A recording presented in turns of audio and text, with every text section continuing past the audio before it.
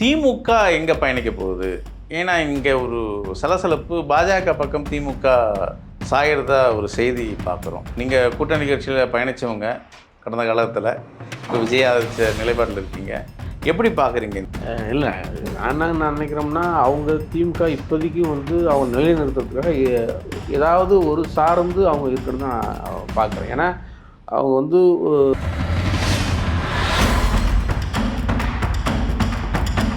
இல்லை, தமிழ்நாட்டோட அரசியல் பாஜக எதிர்த்த அரசியல் தான் எனக்கு வெற்றியாக இருந்தது.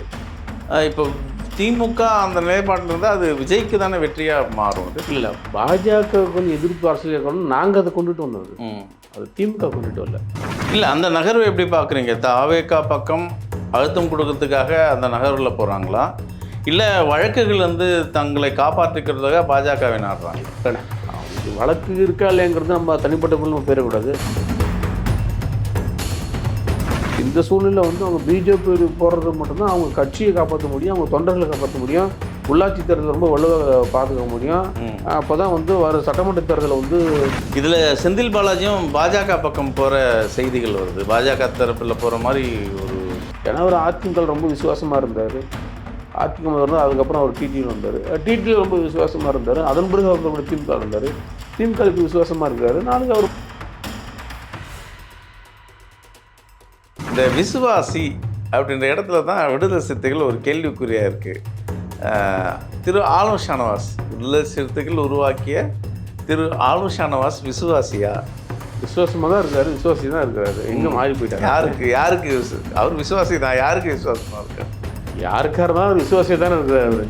இல்லை, விடுதலை சிறுத்தைகளுக்கு தொல் திருமாவளவன் அவர்களுக்கு ஆலம் ஷானவாஸ் விசுவாசியாக இருக்காரான்னு கேட்குறேன்.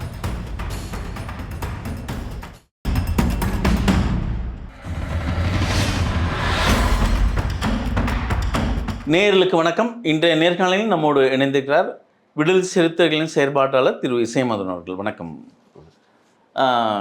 கிட்டத்தட்ட இன்றைக்கி கட்சி தாவல் நிறைய நடக்குது. குறிப்பாக மூத்த நிர்வாகிகள்லாம் இன்றைக்கி மாற்றுக் கட்சியில் நோக்கி பயணிக்கிறாங்க. அது தாவேகா பக்கமாக சரி, திமுக பக்கம் நகர்ந்துருக்காங்க. என்னோட முதல் கேள்வி, திமுக எங்கே பயணிக்க போகுது? ஏன்னா இங்கே ஒரு சலசலப்பு பாஜக பக்கம் திமுக சாயறதா ஒரு செய்தி பார்க்குறோம். நீங்கள் கூட்டணி கட்சியில் பயணித்தவங்க கடந்த காலத்தில், இப்போ விஜய் ஆதரிச்ச நிலைப்பாட்டில் இருக்கீங்க. எப்படி பார்க்குறீங்க இந்த நகர்வுகளை? இல்லை, நான் நினைக்கிறோம்னா அவங்க திமுக இப்போதைக்கு அவங்க நிலைநிறுத்துறதுக்காக ஏதாவது ஒரு சார்ந்து அவங்க இருக்கிறது நான் பார்க்குறேன். ஏன்னா அவங்க பிஜேபியோட சேராமல், இல்லை அவங்க தனியாக மக்கள் பிரச்சனை மட்டும் எடுத்து அவங்க வேலை செய்யணும், கட்சி பணி செய்யணும் அப்படின்னு நினச்சிட்டு இருந்தீங்கன்னா, அப்படி நினச்சிட்டு இருந்தாங்கன்னா அதுக்கான இடம் இங்கே இல்லை இப்போ. ஏன்னா ஒட்டுமொத்தமான விஜய் அவர்கள் சுட்டு எடுத்துட்டார். இல்லை, தமிழ்நாட்டோட அரசியல் பாஜக எதிர்த்த அரசியல் தான் எனக்கு வெற்றியாக இருந்தது. இப்போ திமுக அந்த நிலைப்பாட்டில் இருந்தால் அது விஜய்க்கு தானே வெற்றியாக மாறும். அது இல்லை, பாஜகவுக்கு எதிர்ப்பு அரசியல் இருக்கணும், நாங்கள் அதை கொண்டுட்டு வந்தது. அது திமுக கொண்டுட்டு வரல. பாஜக எதிர்ப்பு மக்களை இப்படி வன்கொடுமை செய்கிறார்கள், மக்களுக்கு இவ்வளோ எதிராக பல திட்டங்களும் பல கொண்டுட்டு மக்களை பிளவுபடுத்துகிறாங்கிறது எங்கள் தலைவர், எங்கள் கட்சி ரொம்ப ஆணித்தரமாக நின்று ஒவ்வொரு கட்சியும் அது போய் நாங்கள் சொல்லி சொல்லி சொல்லி நாங்கள் வேறுண்டு வச்சோம். திராவிட முன்னேற்ற கழகம் அவங்க பிஜேபி எதிரான இருந்தாலும், ஆனால் அவங்க இணக்கமாக தான் இருப்பாங்க. வாஜ்பாய் காலத்தில் இருந்தாலும் சரி, இப்போ ரொம்ப இணக்கமாக தான் இருக்கிறாங்க. ஆனால் இன்றைக்கி அண்ணன் விஜய் அவர்கள் மிகப்பெரிய ஒரு மாற்றத்தை கொண்டு நிப்பாட்டிட்டார். அது யாரும் மாற்ற முடியாது. இனிமேல் அவங்க புதுசாக மக்கள் பிரச்சனை எடுத்து பண்ண முடியாது. ஏன்னா மக்களுக்கு ரொம்ப தெளிவாக இருக்கிறாங்க. அப்போ திமுக ஒரு நிலையாக ஒரு இடத்துல இருக்கணும், தன் கட்சியை காப்பாற்றணும். பல கோடி பேர் இருக்கிறாங்க, 1.5 கோடி பேர் கிட்டத்தட்ட இருக்கிறாங்க, கட்சியில் தொண்டர் இருக்கிறாங்க.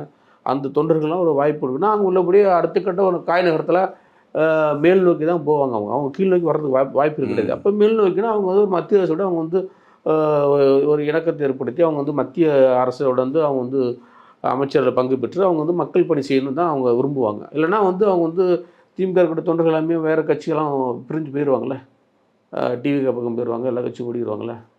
அதனால் அவங்க பிஜேபியோட போகிறது தான் அவங்களுக்கு வழியவில்லை. அவங்க பிஜேபி போகாமல் அவங்க நாங்கள் தனித்து நாங்கள் பண்ணுறதுக்கு அவங்க கம்யூனிஸ்ட் இயக்கங்கள் கிடையாது.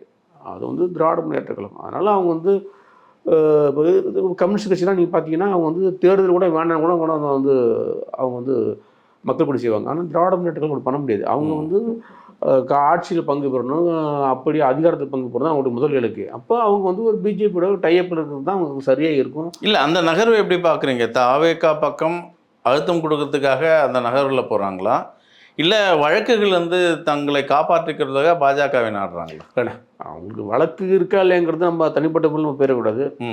அவங்க கட்சியை வந்து காப்பாற்றணும், கட்சி இருக்கக்கூடிய தொண்டர்களை வந்து அரவணைச்சு போகணும்னா அவங்க உள்ளபடி அவங்க வந்து பிஜேபி கூட தான் அவங்க போகணும். அவங்க வந்து வழக்குங்கிறது வந்துன்னா எல்லாருக்கும் தான் வழக்கு போடுவாங்க. ஒருத்தர் நல்லவன் வந்துட்டா அந்த வழக்கு போடுவாங்க, கட்டவர் தான் வழக்கு போடுவாங்க. வழக்குங்கிறது எப்பயுமே ஒருத்தர் மேலே விழுவும். ஆனால் வந்து இந்த சூழ்நிலை வந்து அவங்க பிஜேபி போடுறது மட்டும்தான் அவங்க கட்சியை காப்பாற்ற முடியும், அவங்க தொண்டர்களை காப்பாற்ற முடியும், உள்ளாட்சி தேர்தல் ரொம்ப வலுவாக பாதுகாக்க முடியும். அப்போ தான் வந்து வர சட்டமன்ற தேர்தலை வந்து அவங்க வந்து கொஞ்சம் நிமிர்ந்து அவங்க வந்து ஃபைட் பண்ண முடியும். இல்லைனா ரொம்ப இப்போ இது அவருக்கு திமுகக்கு எதிராக பயங்கரமான அணின்னு இருக்குது. டிவிகே இருக்குது, விசிகே இருக்குது, இவங்க இருக்கிறாங்க, காங்கிரஸ் இருக்கிறாங்க, 2 கம்யூனிஸ்ட் கட்சி இருக்கிறாங்க, விசிகாவும் இருக்காதுல்ல இல்லை திமுகவுக்கு எதிராக. நீங்க விஜய் கூட இருக்கீங்க, அது திமுக எதிராக இருக்கீங்களா? இல்லை, திமுகக்கு எதிராக கிடையாது. நாளைக்கு வந்து தேர்தல் சொல்கிறேன், தேர்தல் தானே. திமுக நமக்கு எதிரியே கிடையாதுண்ணே. திமுக அவங்க நமக்கு எப்பயுமே நீங்கள் தேர்தல் கூட்டணியா? இப்போ நீங்கள் இருக்கிறது தேர்தல் கூட்டணி கிடையாது இல்லையா? இல்லை, இப்போ இருக்கிறது தேர்தல் கூட்டணி கிடையாது. ஆனால் அது தேர்தல் கூட்டணி மாறுச்சுன்னா அப்போ ரொம்ப வலுவான அணியாக மாறிடும்ல. அப்போ அங்கே யார் இருக்கா? திமுக யார் இருக்கிறா? யாருமே இல்லையே. திமுக மட்டும்தானே இருக்கு. தேமுதிகவும் ஒன்றும் இல்லை, பாவம். அப்போ அவங்கள வச்சு அவங்க என்ன பண்ண போகிறாங்க? அதனால அவங்க வந்து பிஜேபியோட காயின் எடுத்து போனால் தான் திமுக இருக்கக்கூடிய தொண்டர்களை வந்து அவங்க உற்சாகப்படுத்த முடியும். அப்போ தான் வந்து அது தமிழ்நாட்டில் வந்து விஜய் அவர்களுக்கு எதிராக அரசியல் செயல் பண்ண முடியும். அதுக்கெல்லாம் பார்க்க திடீர்னு. ஆனால் தமிழ்நாட்டு மக்களுக்கு விஜய்க்கு எதிராக அரசியல் செய்யலாம், ஆனால் தமிழ்நாட்டுக்கு மக்களுக்கு எதிராக மாறிடுவாங்களே திமுக. இல்லை, தமிழ்நாட்டு மக்களுக்கு எதிரான இல்லை, அது வந்து அந்த கட்சி தான் முடிவு பண்ணணும், திமுக தான் முடிவு பண்ணணும். இப்போ அவங்க தமிழ்நாட்டு மக்களை பாதுகாக்க போகிறாங்களா, இல்லை அவங்க கட்சி தொண்டர்களை பாதுகாக்க போகிறாங்களா அப்படின்னு வந்து அவங்க தான் முடிவு எடுக்கணும். அப்போ தொண்டர்கள் என்ன நினச்சாங்கன்னா அவங்களபடியே அவங்க வந்து பிஜேபி போய் சேரணும், இல்லை தமிழ்நாட்டு மக்கள்னா அவங்க உள்ளபடியாக இருக்கணும். அப்போ பேர் மட்டும் வாங்கிட்டு அவங்க அப்படியே இருக்கணும். இப்போ நாங்கள் இப்படி இருக்கிறோம், இந்த ஆண்டு எங்களுக்கு அமைச்சரவை பதவி கொடுத்தாலும் நாங்கள் வேண்டாம்னு சொல்லிட்டு இப்படி எங்கள் தலைவர் இருக்கார். 3 தடவை கூப்பிட்டாங்க, 3 தடவை போக வெயிட் பண்ணிட்டு இருக்காரு தலைவர். வேண்டான்னு. அதேமாரி அவங்க வேண்டாம்னு சொல்லி வெயிட் பண்ணிட்டு இருந்தால் அவங்க இன்னொரு 10-15 வருஷம் திமுக இருக்கணும். அதன் பிறகு தான் அவங்க ஆட்சிக்கு வராங்களா வரமாட்டாங்கிறது வந்து மக்கள் முடிவு பண்ணணும். ஏன்னா எப்படினாலும் நான் அடுத்த முறையும் ஆனால் விஜய் அவர்கள் தான் கண்டிப்பாக வர்றதுக்கான வாய்ப்புகள் உண்டு. அதனால் வந்து திமுக தன்னுடைய தொண்டர்களை வந்து பாதுகாக்க அடுத்த கட்ட நகர்வையை நான் நோக்கி அதை நகருங்க தான் நான் பார்க்குறேன். நான் அதை இதில் செந்தில் பாலாஜியும் பாஜக பக்கம் போகிற செய்திகள் வருது. பாஜக தரப்பில் போகிற மாதிரி ஒரு வதந்திகள், அது வதந்திகளாக உண்மையாக தெரியல. இல்லை, அதுக்கு இருக்கிறது கூட நிறைய வாய்ப்புகள்லாம் உண்டுண்ணே. அது இல்லாமலாம் நம்ம எதுவுமே சொல்லிட முடியாது. அது ஏன்னா நம்ம வந்து அரசியலில் வந்து எதுலாம் நடக்கலாம், ஆனால் நம்ம பொய்கள் மட்டும் தான் சொல்லிடக்கூடாது, குற்றச்சாட்டில் சொல்லிட முடியாது. ஆனால் எதுலாம் நடக்கிறதுக்கான வாய்ப்புகள் உண்டு. ஏன்னா அவர் அதிமுக ரொம்ப விசுவாசமாக இருந்தார். அதிமுக இருந்தால் அதுக்கப்புறம் அவர் டிடியில் வந்தார். டிடியில் ரொம்ப விசுவாசமாக இருந்தார். அதன் பிறகு அவர் திமுக இருந்தார். திமுக இப்போ விசுவாசமாக இருக்கார். நாளைக்கு அவர் போவாரா போக மாட்டாராங்கிறது யார் கையில் இருக்குது? அது அவர் கையில் தான் இருக்குது. ஏன்னா அரசியல்வாதிகள் நாள் ஒன்று நொடி பொழுது எந்த நிலையிலும் மாறுவாங்க. அவங்களாம் பதவியின் மேலே மோகமாக இருக்கவங்க. இப்போ மக்கள் மீது மோகமாக இருக்க மாட்டாங்க, ஏழைகள் மீது மோகமாக இருக்க மாட்டாங்க, போராட்டங்கள் மீது மோகமாக இருக்க மாட்டாங்க. அவங்களாம் அதிகாரம் மீது ரொம்ப மோகமாக இருப்பாங்க. அவங்க எந்த நிலையிலும் அவங்க மாறதுக்கான வாய்ப்புகள் இருக்குது. மாற மாட்டாருங்கிறது தான் நம்மளுடைய நம்பிக்கை. மாறினால் அப்படியே வந்து அது திமுகவுக்கு தான் பெரிய ஒரு இழப்பு. ஏன்னா வந்து திமுகலாம் வந்து ஒரு மிகப்பெரிய மருத்துவமனைலாம் இருந்து அண்ணன் தளபதியார்கள்லாம் போய் ஹாஸ்பிட்டல் போய் பார்த்தாரு, உதயநிதி பார்த்தாங்க, இருக்கிற எல்லா அமைச்சர்களும் போய் பார்த்தாங்க.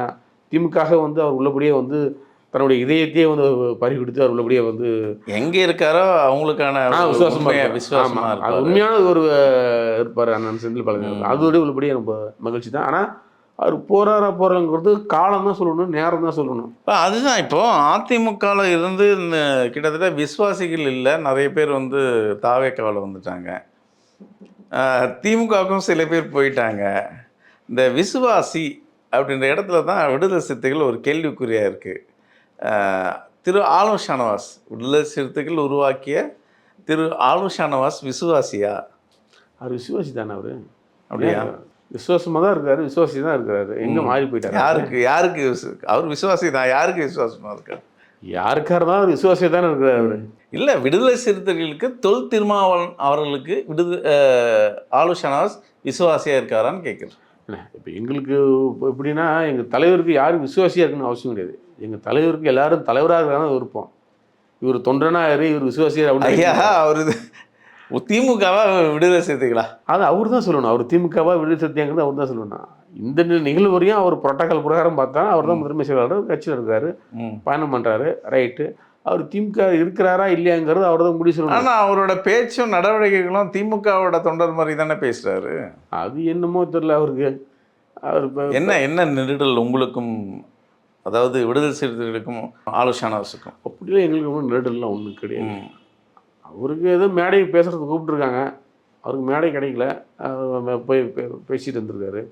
அதை நம்ம வாழ்த்துவோம். அப்படி தான் நம்ம நடத்திட்டு போனோம்னா எங்களுக்கு அவருக்கு இந்த முரண்பாடும் வரல.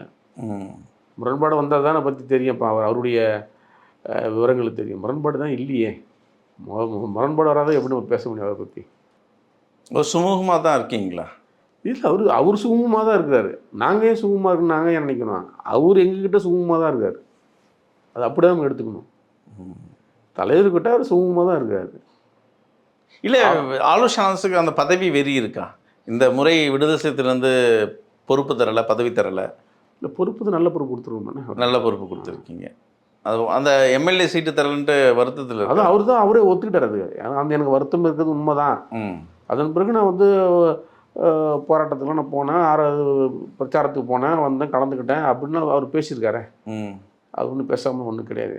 அது இல்லாமல் நகர்ந்தா இருக்கார். இப்போ அவருடைய மனநிலை கொஞ்சம் பார்ப்போம், எங்கே போய் போகிறாருன்னு பார்ப்போம். எங்கே போனாலும் போகட்டும் பார்ப்போம். அப்படி தான் விட்டுட்டீங்க, அப்படி தானே? இல்லை, நாங்கள் ஏன் விட போகிறோம்? அவர் இருக்கிறான்னு நினைக்கிறான்.